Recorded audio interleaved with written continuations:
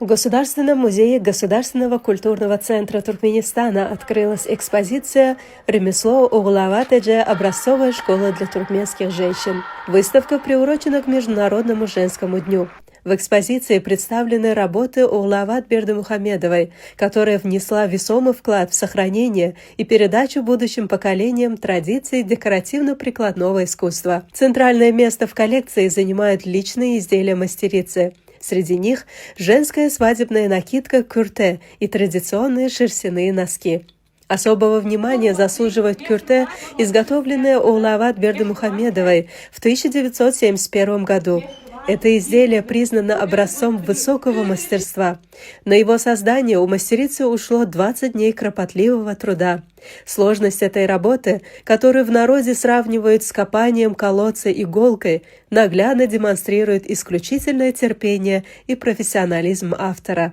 Среди экспонатов представлены профессиональные инструменты мастерицы, в том числе приспособления для плетения аладжа, национальных плетеных оберегов. Это повязки из разноцветных нитей. Здесь показан инструмент, выполненный из прочной древесины ильма, что подчеркивает верность автора исконным методам работы, где качество оснастки напрямую влияло на безупречный результат. Проект призван показать связь поколений через искусство рукоделия.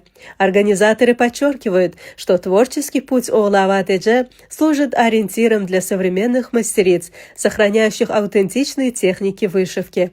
Следует отметить, что искусство туркменской вышивки включено в репрезентативный список нематериального культурного наследия ЮНЕСКО.